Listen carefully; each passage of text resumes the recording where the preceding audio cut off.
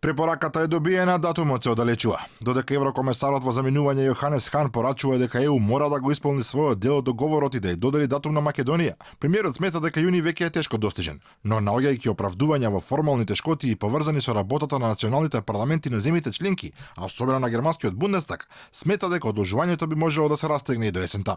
Секако ако не во конечната крајната сесија во текот на јуни, верувам дека може да се стигне, заради тоа што Бундестагот е претставник на најзначајната, една од најзначајната барем во финансискиот аспект на Европската унија, тоа е Сојузна република Германија, дека ако во јуни тоа го направат, ние во јули би имале одлука на ГАК или на Министерскиот совет, тоа е возможно. Само ако не успеат националните парламенти тоа да го направат, тогаш би можело да се одложи за есен. Опозицијата со поинакви дилеми од оние на премиерот го прашуваат зошто уште минатиот јуни тврдеше дека сме добиле датум за преговори, а сега веќе не знае ниту дали воопшто ќе го добиеме оваа година. Прашањето е кој вас ве изманипулира за вие на 2 јули 2018 година тука да кажете дека тоа е доказ дека Македонија доби датум за преговори, тоа е доказ дека Европскиот совет никогаш повеќе нема да утврдува датум за преговори.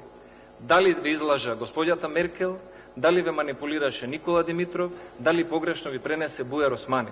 А вчера примајќи го извештајот за напредокот од амбасадорот Жбогар, председателот Стево Пендаровски рече дека Македонија покажала зрелост и донела тешки политички одлуки, поради кој очекува конечно отпочнување на преговорите. Се пофали дека оваа препорака е најчистата досега, неусловена со ништо, но и натаму сме во опасност да останеме, како што рече, колекционери на позитивни извештаи. Наместо да биде колекционер на позитивни извештаи, очекувам Република Северна Македонија да добие фер шанса и да се трансформира преку отварањето на секое одделно поглавје од пристапните преговори. Секое дополнително одложување на почетокот на преговорите ќе влие демотивирачки на нашето општество и ќе има сериозни импликации врз проведувањето на реформските процеси. Хан од своја страна порачува дека датумот за Македонија и за Албанија нема да биде само награда за овие земји, туку и неопходен потик и охрабрување за целиот регион да го продолжи реформскиот напор. Предупредува дека интеграцијата на Западниот Балкан е инвестиција во стабилноста на Унијата, која сака да стане вистински глобален играч.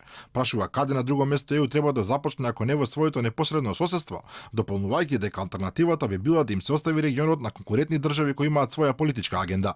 Од друга страна, токму од најпријателски расположената Германија пристигнуваат лоши сигнали. Гунтер Крихбаум од партијата на канцеларката Меркел вели дека одлуката за датум за преговори нема да биде донесена пред октомври. А втората најмокна држава во ЕУ, Франција, веќе подолго време е на ставот дека нема ниту збор за проширување се додека Унијата најпрвим вратрешно не се реформира.